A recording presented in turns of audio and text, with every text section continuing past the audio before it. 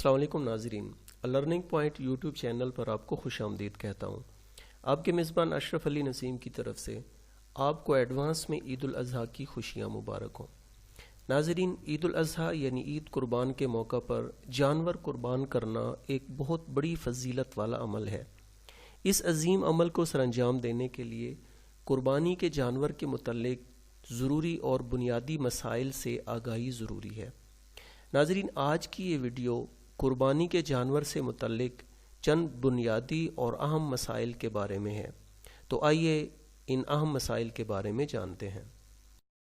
مسئلہ نمبر 1، قربانی کے لیے جانور یعنی کن جانوروں کی قربانی ہو سکتی ہے؟ اونٹ، اونٹنی، بکرا، بکری، بھیڑ، دمبا، گائے، بیل، بھینس اور بھینسا کی قربانی ہو سکتی ہے۔ مسئلہ نمبر 2، قربانی کے جانور میں شراکت یعنی حصہ داری۔ بکرا، بکری، بھیڑ اور دمبا کے علاوہ باقی جانوروں میں 7 آدمی شریک ہو سکتے ہیں، بشرط یہ کہ کسی شریک کا حصہ 7ویں حصہ سے کم نہ ہو اور سب قربانی کی نیت سے شریک ہوں یا عقیقہ کی نیت سے، صرف گوشت کی نیت سے شریک نہ ہوں۔ گائے، بھینس اور اونٹ وغیرہ میں 7 سے کم افراد بھی شریک ہو سکتے ہیں۔ اس طرح مثلاً 4 آدمی ہوں تو 3 آدمیوں کے 2 حصے اور ایک کا 1 حصہ ہو جائے گا۔ نیز اگر پورے جانور کو 4 حصوں میں تقسیم کر لیں تو یہ بھی درست ہے، یا اس طرح بھی ہو سکتا ہے کہ 2 آدمی موجود ہوں تو نصف نصف بھی تقسیم کر سکتے ہیں۔ اسی طرح اگر کئی افراد مل کر ایک حصہ ایصال ثواب کے طور پر کرنا چاہیں تو یہ بھی جائز ہے، البتہ ضروری ہے کہ سارے شرکاء اپنی اپنی رقم جمع کر کے ایک شریک کو ہبہ کر دیں اور وہ اپنی طرف سے قربانی کر دیں۔ اس طرح قربانی کا حصہ ایک کی طرف سے ہو جائے گا اور ثواب سب کو ملے گا۔ مسئلہ نمبر 3، شراکت کی نیت سے خریدا گیا قربانی کا جانور۔ اگر قربانی کا جانور اس نیت سے خریدا جائے کہ بعد میں کوئی مل گیا تو شریک کر لوں گا، اور بعد میں کسی اور کو قربانی یا عقیقہ کی نیت سے شریک کیا تو قربانی درست ہے، اور اگر خریدتے وقت کسی اور کو شریک کرنے کی نیت نہ تھی بلکہ پورا جانور اپنی طرف سے قربانی کرنے کی نیت سے خریدا تھا، تو اب اگر شریک کرنے والا غریب ہے تو کسی اور کو شریک نہیں کر سکتا، اور اگر مالدار ہے تو شریک کر سکتا ہے، البتہ شریک کرنا بہتر نہیں ہے۔ مسئلہ نمبر 4، تبادلے کی نیت سے خریدا گیا قربانی کا جانور۔ ایک جانور قربانی کرنے کے لیے خریدا، اگر اس کے بدلے دوسرا حیوان دینا چاہے تو جائز ہے، مگر یہ لحاظ رکھنا ضروری ہے کہ دوسرا جانور کم از کم اسی قیمت کا ہو۔ اگر اس سے کم قیمت کا ہو تو زائد رقم اپنے پاس رکھنا جائز نہیں بلکہ صدقہ کر دینا ضروری ہے۔ ہاں، اگر زبانی طور پر جانور کو متعین نہ کیا ہو بلکہ یہ ارادہ کیا ہو کہ اگر اچھی قیمت میں فروخت ہو رہا ہو تو فروخت کر دیں گے، اس صورت میں اصل قیمت سے زائد رقم اپنے پاس رکھنے میں کوئی حرج نہیں ہے۔ مسئلہ نمبر 5، قربانی کا جانور گم ہو گیا ہو۔ قربانی کا جانور گم ہوا، اس کے بعد دوسرا جانور خرید لیا۔ اگر قربانی کرنے والا امیر ہے تو ان دونوں جانوروں میں سے جس کو چاہے ذبح کرے، جبکہ غریب پر ان دونوں جانوروں کی قربانی واجب ہوگی۔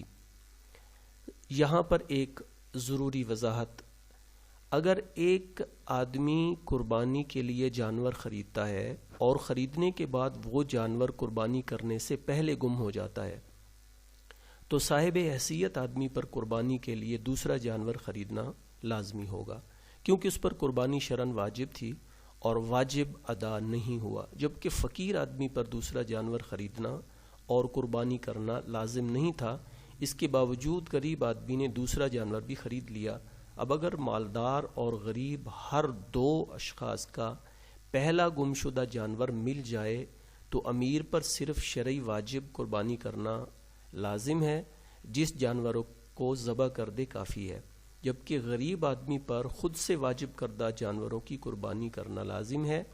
اور اس کی تفصیل یہ ہے کہ امیر آدمی پر نصاب کی وجہ سے قربانی واجب تھی، اس نے وہ ادا کر دی، اس کے حق میں جانور متعین نہیں ہوا تھا، اسے اختیار ہے کہ جس جانور کو چاہے ذبح کر دے، جبکہ غریب آدمی پر قربانی لازم نہیں تھی غریب نے از خود جانور خرید کر اپنے اوپر قربانی کو لازم کر لیا تھا اور جو جانور اس نے خریدا وہ بھی متعین ہو گیا۔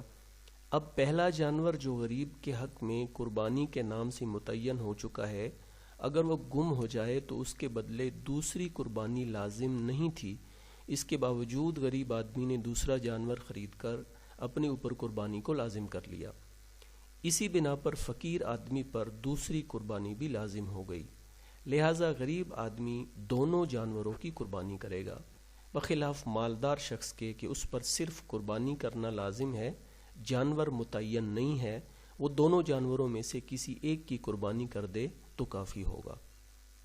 مسئلہ نمبر 6، شراکت کی قربانی کے گوشت کی تقسیم۔ قربانی کے جانور میں اگر کئی شرکا یعنی حصہ دار ہیں تو گوشت وزن کر کے اس کو تقسیم کیا جائے گا، یعنی جانور کے جسم کے جن حصوں کا گوشت بنایا گیا ہے ان تمام حصوں کا گوشت پہلے مکس کیا جائے گا، مکس کرنے کے بعد پھر حصہ داروں کے مطابق یعنی 5 ہیں یا 7 ہیں تو ان کے مطابق اس گوشت کو وزن کر کے برابر برابر تقسیم کیا جائے گا۔ مسئلہ نمبر 7، قربانی کے جانور کی عمر۔ بھیڑ بکری جب 1 سال کی ہو جائے، گائے بھینس 2 سال کی اور اونٹ اگر 5 سال کا ہو جائے تو اس کی قربانی جائز ہے، اگر اس سے عمر کم ہے تو جائز نہیں۔ ہاں، دمبا اور بھیڑ اگر اتنا موٹا تازہ ہو کہ سال بھر کا معلوم ہو تو اس کی قربانی بھی جائز ہے۔ موجودہ دور میں جانوروں کو تول کر یعنی وزن کر کے خرید و فروخت کرنا بھی جائز ہے، تو ایسی صورت میں قربانی بلا شبہ درست ہے۔ مسئلہ نمبر 8، آنکھ، کان یا دم کے نقص والے جانور کی قربانی۔ قربانی کا جانور اگر اندھا ہو یا ایک آنکھ کی 1/3 یا اس سے زائد روشنی اس کی جاتی رہے یعنی ختم ہو جائے، یا ایک کان 1/3 یا اس سے زیادہ کٹ جائے، یا دم 1/3 یا اس سے زیادہ کٹ جائے تو ایسے جانور کی قربانی جائز نہیں ہے۔ مسئلہ نمبر 9، تھنوں کے نقص والے جانور کی قربانی۔ گائے اور بھینس کے 2 تھن یا بکری کا 1 تھن خشک ہو چکا ہو یا پیدائشی طور پر نہ ہو تو ایسے جانور کی قربانی بھی درست نہیں ہے۔ مسئلہ نمبر 10، لنگڑے جانور کی قربانی کا حکم۔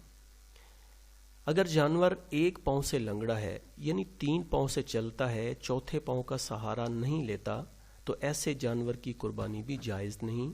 ہاں، اگر وہ چوتھے پاؤں سے سہارا لیتا ہے لیکن لنگڑا کے چلتا ہے تو ایسی صورت میں اس جانور کی قربانی درست ہوگی۔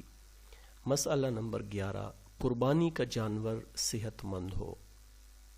قربانی کا جانور خوب موٹا تازہ ہونا چاہیے۔ اگر جانور اس قدر کمزور ہو کہ ہڈیوں میں گودا بالکل نہ رہا ہو تو ایسے جانور کی قربانی جائز نہیں ہے۔ بعض لوگ موٹا تازہ جانور محض دکھلاوے یا نمود و نمائش کے لیے خریدتے ہیں، ایسے لوگ قربانی کے ثواب سے محروم ہوتے ہیں۔ ان لوگوں پر لازم ہے کہ وہ موٹا تازہ جانور تلاش کرتے ہوئے محض ثواب کی نیت کریں۔ مسئلہ نمبر 12، دانتوں کے نقص والے جانور کی قربانی۔ اگر کسی جانور کے تمام دانت گر گئے ہوں تو اس کی قربانی جائز نہیں ہے، اور اگر اکثر دانت باقی ہوں، کچھ گر گئے ہوں تو اس صورت میں اس جانور کی قربانی جائز ہے۔ اگر کسی جانور کی عمر پوری ہو اور دانت نہ نکلے ہوں تو بھی قربانی ہو سکتی ہے، تاہم اس سلسلہ میں صرف جانوروں کے عام سوداگروں کی بات معتبر نہیں ہوگی، بلکہ یقین سے معلوم ہونا ضروری ہے، یا یہ کہ خود گھر میں پالا ہوا جانور ہو تو اس صورت میں اس جانور کی قربانی کی جا سکتی ہے۔ مسئلہ نمبر 13، جانور کے کان نہ ہوں تو اس کی قربانی۔ جس جانور کے پیدائشی طور پر کان نہ ہوں تو اس کی قربانی جائز نہیں ہے۔ مسئلہ نمبر 13، سینگوں کے نقص والے جانوروں کی قربانی۔ اگر کسی جانور کے سینگ بالکل جڑ سے ٹوٹ چکے ہوں، اس طرح کہ دماغ اس سے متاثر ہوا ہو تو ایسے جانور کی قربانی جائز نہیں ہے، اور اگر معمولی ٹوٹے ہوں یا سرے سے سینگ ہی نہ ہوں جیسا کہ اونٹ وغیرہ تو اس صورت میں بلا کراہت اس جانور کی قربانی جائز ہے۔ اسی طرح گائے بکری وغیرہ کے اگر پیدائشی طور پر سینگ نہ ہو تو اس کی قربانی بھی جائز ہے۔ مسئلہ نمبر 15، خارش زدہ جانور کی قربانی کا حکم۔ خارش زدہ جانور کی قربانی جائز ہے، البتہ اگر خارش کی وجہ سے وہ جانور بہت کمزور ہو گیا ہو تو پھر جائز نہیں ہے۔ مسئلہ نمبر 16، قربانی کے لیے خریدے گئے جانور میں عیب پیدا ہو جانا۔ اگر قربانی کے جانور میں کوئی عیب پیدا ہوا ہو جس کے ہوتے ہوئے قربانی درست نہ ہو تو مالدار شخص کے لیے یہ ضروری ہے کہ دوسرا جانور اس کے بدلے خریدے اور قربانی کرے، اور غریب شخص ہے تو وہ اسی جانور کی قربانی کر سکتا ہے۔ مسئلہ نمبر 17، ذبح کے وقت قربانی کے جانور میں عیب پیدا ہو جائے۔ اگر قربانی کے جانور کو ذبح کرنے کے لیے گراتے ہوئے کوئی عیب پیدا ہو جائے، مثلا ٹانگ کی ہڈی ٹوٹ جائے یا سینگ وغیرہ ٹوٹ جائے، تو اس سے قربانی پر اثر نہیں پڑے گا، البتہ جانور کو گراتے وقت احتیاط کرنا چاہیے۔ مسئلہ نمبر 18، گابھن جانور کی قربانی۔ گابھن کا مطلب کہ وہ مادہ جانور جو حاملہ ہو یا پریگننٹ ہو۔ گابھن جانور کی قربانی درست ہے، اگر بچہ زندہ نکلے تو اس کو بھی ذبح کر دے اور گوشت آپس میں تقسیم کرنے کے بجائے صدقہ کر دیا جائے۔ مسئلہ نمبر 19، قربانی کے جانور کے بال کاٹنا۔ قربانی کے جانور کے بال کاٹنا یا دودھ دھونا درست نہیں ہے۔ اگر کسی نے ایسا کیا تو اسے صدقہ کر دے، اگر بیچ دیا تو اس کی رقم کو صدقہ کر دینا واجب ہے۔ مسئلہ نمبر 20، خصی جانور کی قربانی۔ خصی جانور ایسا نر جانور جو مادہ کے ساتھ ملاپ نہ کر سکتا ہو۔ خصی جانور کی قربانی جائز بلکہ افضل ہے، کیونکہ اس میں دوسرے کی بنسبت گوشت زیادہ ہوتا ہے۔ ناظرین، یہ تھے قربانی کے جانور سے متعلق چند ضروری اور بنیادی مسائل۔ اللہ تعالیٰ امت مسلمہ کو قربانی کی روح اور حقیقت کو سمجھنے اور اس پر عمل کرنے کی توفیق عطا فرمائے، اور ہماری یہ ظاہری قربانی حقیقی قربانی کے لیے پیش خیمہ ثابت ہو، اور ہم اس ظاہری اور مادی قربانی کی طرح اللہ تعالیٰ کے حکم پر اپنی جان کی قربانی کے لیے بھی ہمیشہ تیار رہیں۔ آمین ثم آمین۔ ناظرین، عید الاضحیٰ کی خوشیوں بھرے لمحات میں اشرف علی نسیم کو بھی ضرور یاد رکھیے گا۔ السلام علیکم ورحمۃ اللہ وبرکاتہ۔